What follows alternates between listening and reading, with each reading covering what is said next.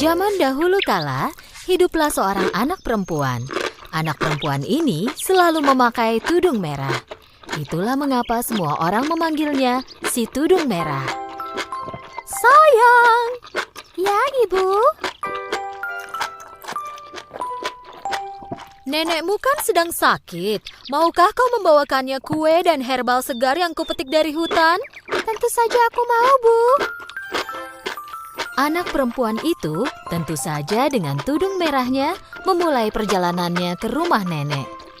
Jangan meninggalkan jalan di hutan kelinci ya sayang, kata ibunya ketika dia pergi.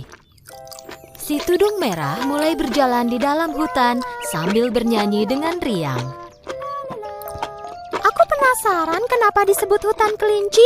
Aku tidak melihat kelinci di sepanjang jalan. Si tudung merah tiba di jalan yang dipenuhi bunga-bunga.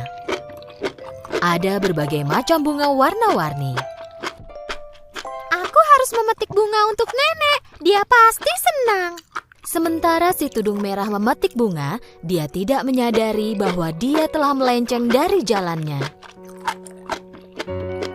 Pada saat itu, dia mendengar suara yang berasal dari semak-semak. Tiba-tiba, seekor serigala jahat mendekatinya dari depan. Si tudung merah sangat takut ketika melihat serigala tepat berada di hadapannya. Dia menjatuhkan keranjang yang dia bawa. Serigala melompat mendekatinya dan mengumpulkan kue yang dijatuhkan si tudung merah. Dan mengembalikannya ke si tudung merah. Si tudung merah kaget dengan tindakan serigala yang tidak terduga itu. Terima kasih. Kau mau kemana, anak kecil? Ke rumah nenekku, rumah kuning yang ada di ujung hutan ini. Dia sedang sakit, jadi aku membawakan kue dan herbal sehat untuknya. Benarkah? Ngomong-ngomong, kau bisa memanggilku si tudung merah seperti orang lain.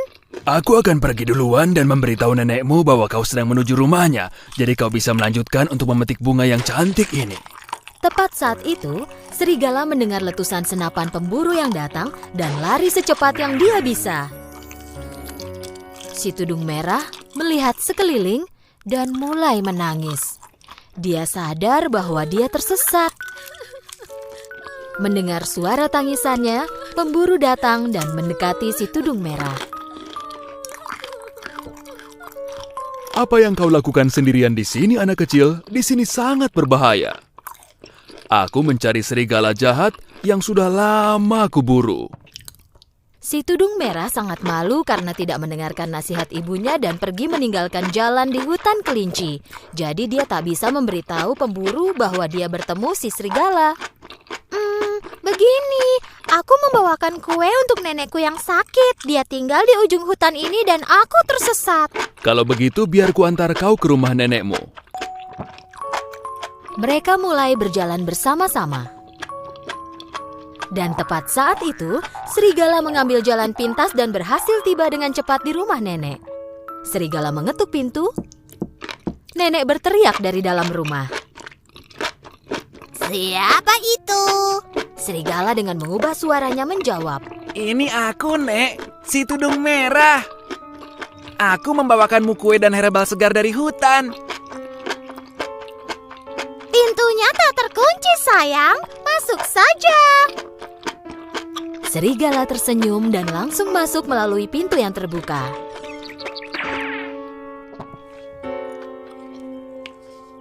Tak berapa lama kemudian, si tudung merah dan pemburu tiba di rumah nenek. Ayo anak kecil, cepat temuilah nenekmu.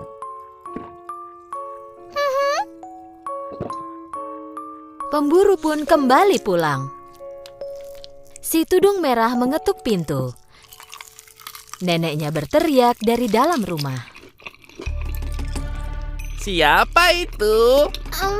Ini aku, Nek, si tudung merah. Pintunya tak terkunci, sayang. Masuk saja. Si tudung merah ragu-ragu sebentar.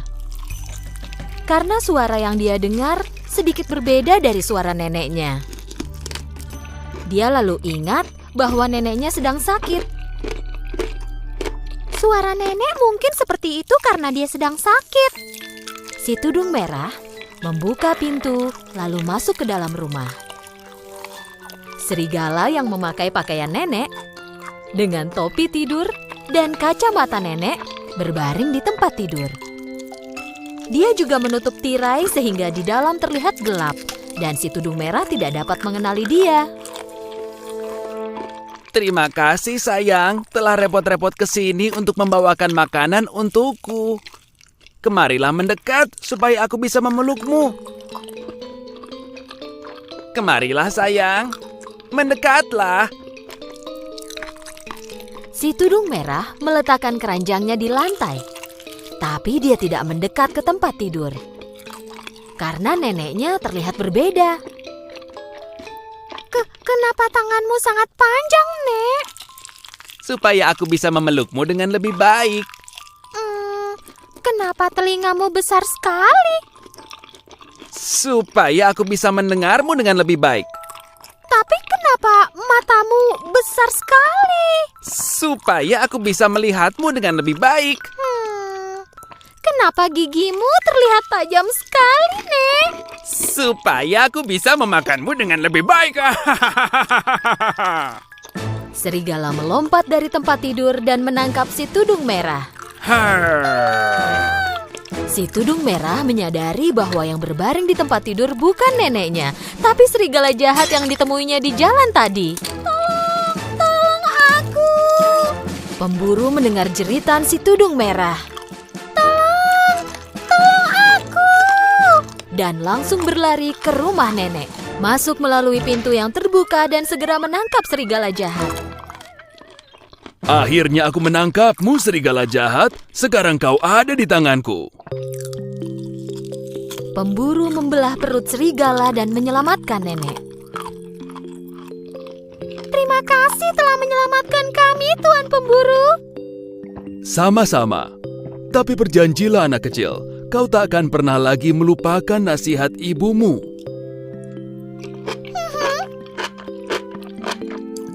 Dengan bersemangat, nenek memakan semua kue yang dibawakan si tudung merah untuknya. Nenek merebus herbal sehat menjadi secangkir teh herbal dan langsung sembuh. Si tudung merah berjanji pada neneknya bahwa dia takkan pernah mau percaya pada ucapan serigala jahat lagi. Si tudung merah mulai berjalan lagi di dalam hutan sambil bernyanyi dengan riang. Di jalan, dia berpapasan dengan serigala jahat lagi. Serigala dihukum oleh pemburu untuk membersihkan hutan. Dan serigala sangat malu akan perbuatannya ketika dia melihat si tudung merah.